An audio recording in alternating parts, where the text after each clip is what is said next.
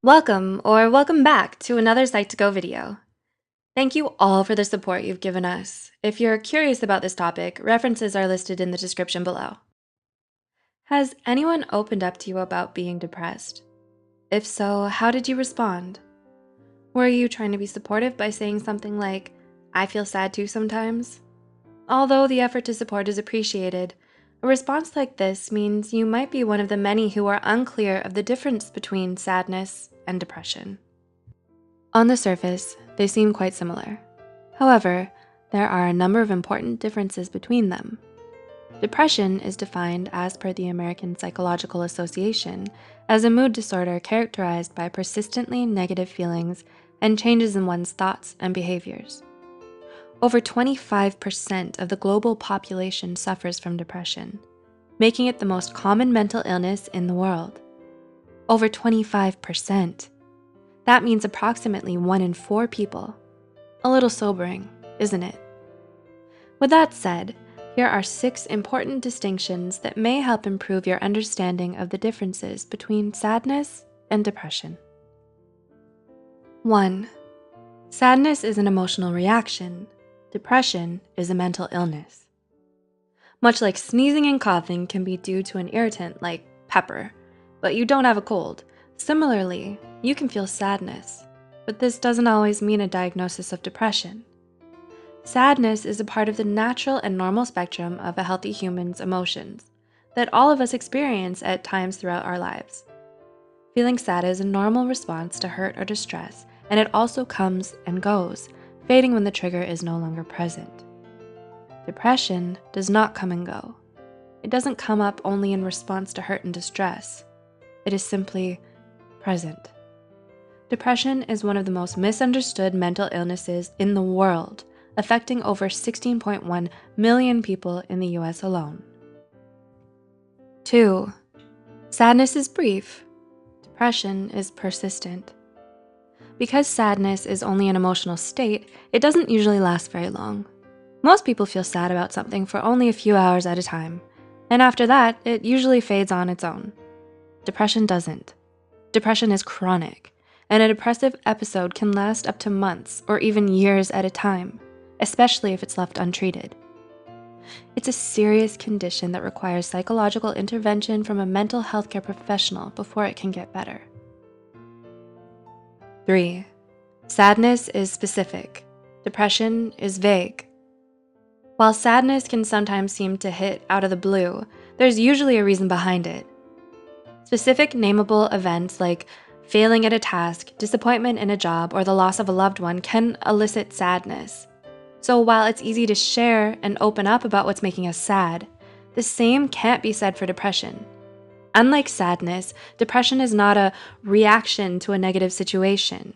A common difficulty is that those struggling with depression don't understand why they're depressed. While it's true that depressive episodes can occasionally be triggered by specific events, in most cases, depression seems to develop for no reason at all. 4. Sadness is subjective. Depression is objective. Sadness is a personal experience with the occurrence and measurement of severity dependent on the affected person's perception alone. Depression requires a professional diagnosis. The persistent occurrence of a combination of symptoms like fatigue, loss of interest, misery, pain, or body aches, among others, need to be present in order for a psychologist to say that someone has depression. 5. Sadness has short-term effects. Depression has long-term consequences. Sadness, as mentioned before, is brief, and it fades. So while you may call in sick for a day or decline invitations to go out once or twice, within a relatively short time, like a week, you'll start to get back to normal. You know your life hasn't significantly changed because you still have your regular job, and your life gets back on track. Depression can't be taken so lightly, as it affects all areas of a person's life.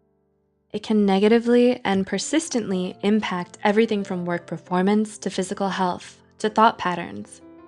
You may find it hard to feel good about yourself, experiencing feelings of guilt, worthlessness, and insecurity. This is why severe depression is often associated with self-harm and suicidal ideation. And 6. Sadness affects your mood.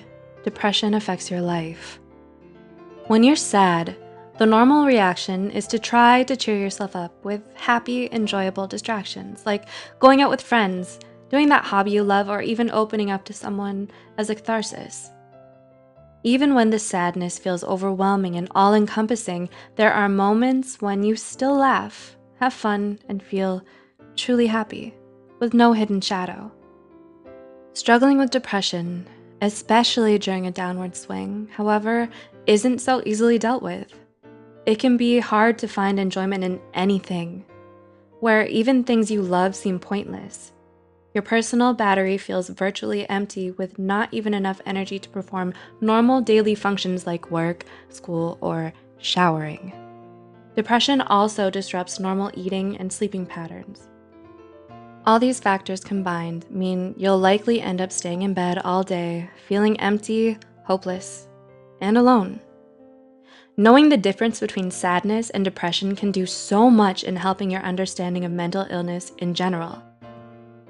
There are so many harmful myths and misconceptions surrounding depression, like it's a choice, it's make-believe, and more. So educating yourself about it makes you more compassionate and understanding to those who may be struggling with it, including yourself. Does this video resonate with you? Is there someone you'd like to reach out to? If you're interested in learning more, watch our videos 5 Hidden Signs of Depression and 10 Things Depression Makes Us Do. The links are in the description below. Please like, share, and subscribe. With your help, Psych2Go can help further understanding for everyone. Until next time, thanks for watching.